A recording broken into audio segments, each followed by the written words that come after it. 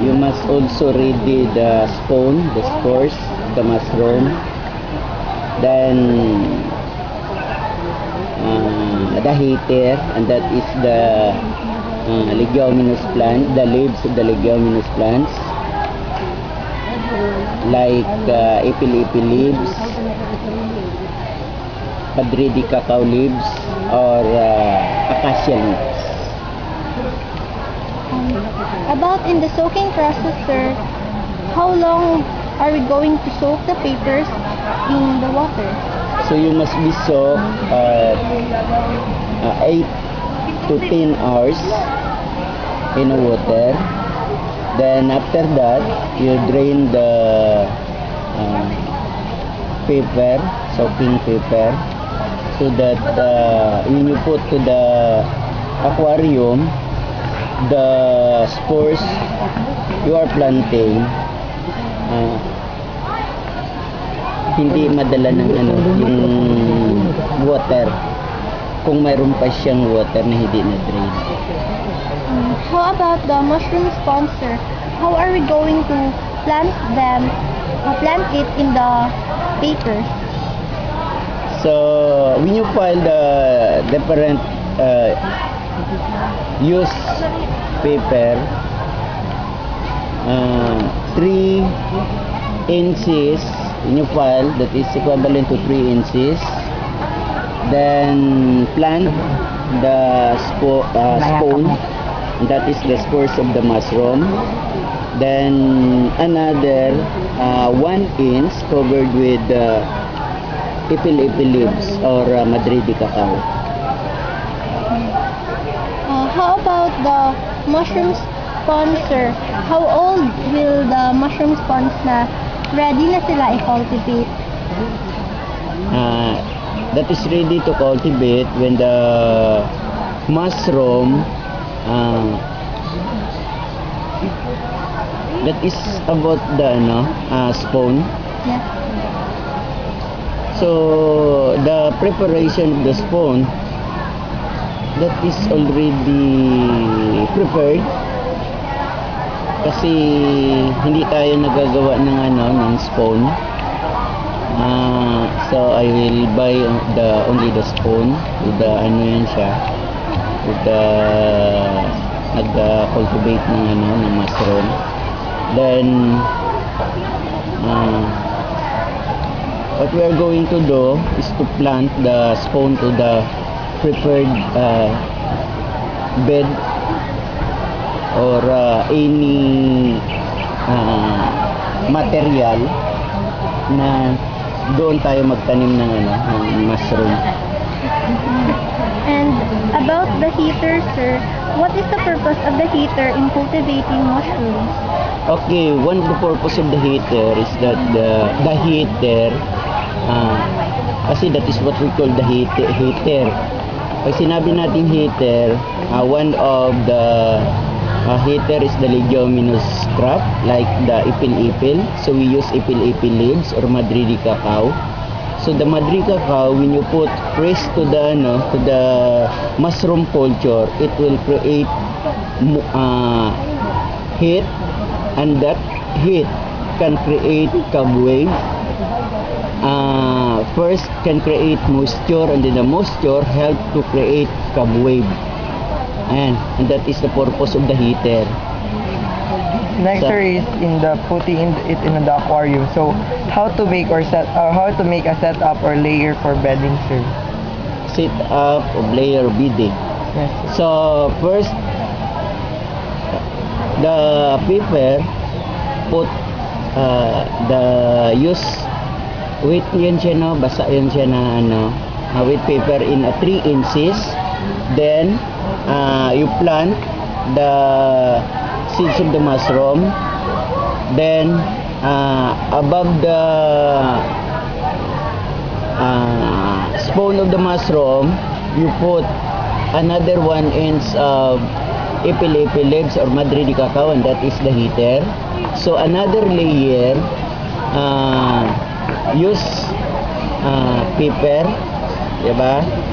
Then, and it is already wet, and then you plant another, that is step by step, until na it become 5 layer or 6 to 7, 8 or 9 layer. So and that is for beading. Next, sir, is what are the standard measurements for the bedding, sir? Standard, that is about 2 feet in height. That is the standard. So we have more thin level. Ano yan? Ano yan? Layer. Oh, become thin layer. What about, sir, the standard interval for the spawns to be grown? For the mushrooms, sir? Mushroom, so not all spoon can grow, but continuous yung ano niya, yung grow. By ano kasi, mayroong makakreate ng moisture na mostly marami, then second, and then third harvest, second, fourth, fifth, and then sixth harvest. What is the answer, yung layering procedures of the sponsor? So, paano yung pattern? Paggawa ng pattern. Yes. So first layer paper, then second layer, that is the 3 inches yung ano niya, yung height niya. Then another is 1 inch yung 1 inches yung ano tawag doon, yung spawn. Then 2 inches yung 2 inches yung heater. Then another 3, and then 1, and then 2. Yeah, another layer. Then another layer is 3, 1, and 2. That is the third layer. So continuous up to the 10 layer. Next, sir, is what are the steps for the caring and management of the bedding and the mushrooms? So in terms of caring and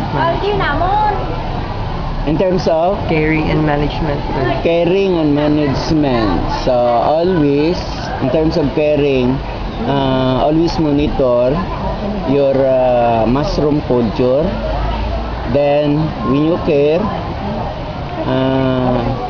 if the mushroom culture is dry, so you spray with water,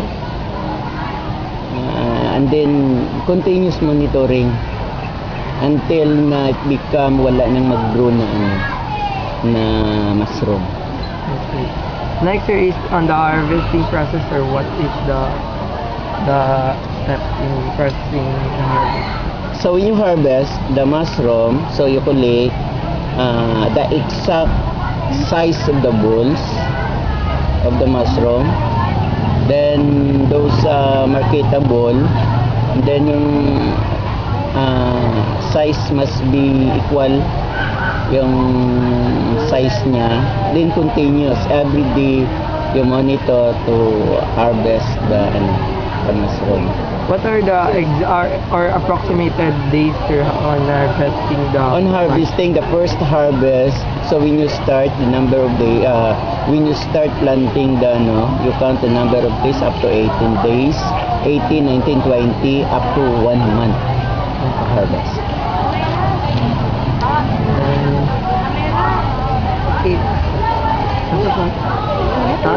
Thank you, sir. Management. So always, in terms of caring, always monitor your mushroom culture. Then when you care, if the mushroom culture is dry, so you spray with water, and then continuous monitoring until na it become wala nang mag-grow na mushroom. Okay. Next, sir, is on the harvesting process, or what is the step in processing?